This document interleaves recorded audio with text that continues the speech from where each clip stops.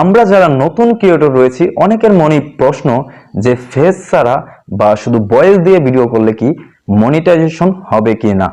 তো আজকের এই ভিডিওতে আমি আপনাদেরকে A to Z ধারণা দেওয়ার চেষ্টা করব যে শুধু ভয়েস দিয়ে ভিডিও করলে মনিটাইজেশন হবে কি না। তো বন্ধুরা, আমরা যদি ফেস ক্যাম ভিডিও করি তাহলে কিন্তু আমাদের জন্য অতি উত্তম। সেটা বললাম কেন?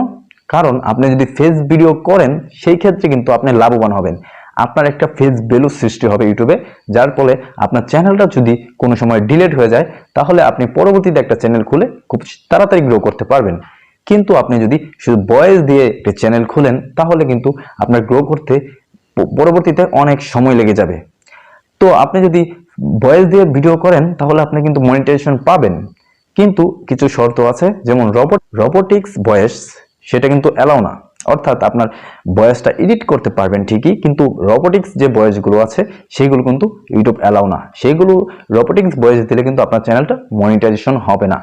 তো আপনি ভয়েস দিয়ে কিন্তু মনিটাইজেশন পাবেন, কিন্তু ফেস দিয়ে ভিডিও করলে আপনার ইনকামটা বেশি হবে, অর্থাৎ আপনার রেভিনিউস আর্ন হবে বেশি। কিন্তু আপনি যদি ভয়েস দিয়ে ভিডিও করেন তাহলে কিন্তু আপনার যে যে অ্যাডস কিন্তু আসবে খুবই কম, এবং আপনি যদি ভয়েস দিয়ে ভিডিও করেন আপনার স্পন্সর খুবই কম আসবে, যার তুলনায় ফেসের তুলনায় কিন্তু বেশি আসে। ফেস ভিডিও করে তাদের কিন্তু অ্যাডস বেশি শো করে, অর্থাৎ আর্নিং বেশি হয়। কিন্তু যারা যে ভয়েস দিয়ে ভিডিও করে তাদের কিন্তু অ্যাডস কম আসে এবং তাদের কিন্তু স্পন্সর কম আসে, যার ফলে তাদের আর্ন কম হয়, অর্থাৎ ইনকামটা কিন্তু কম হয়। তো আমি পরামর্শ দেবো অবশ্যই আপনি ফেস ক্যাম ভিডিও করার চেষ্টা করবেন। তো ভয়েস দিয়ে ভিডিও করলে কিন্তু আপনি মোদ্দা কথা হলো আপনি মনিটাইজেশন পাবেন, কিন্তু আপনার ইনকামটা কম হতে পারে। তো বন্ধুরা, আপনার মতামত অবশ্যই কমেন্টে প্রকাশ করবেন এবং ভিডিওটি ভালো লাগলে সাবস্ক্রাইব করে পাশে থাকবেন।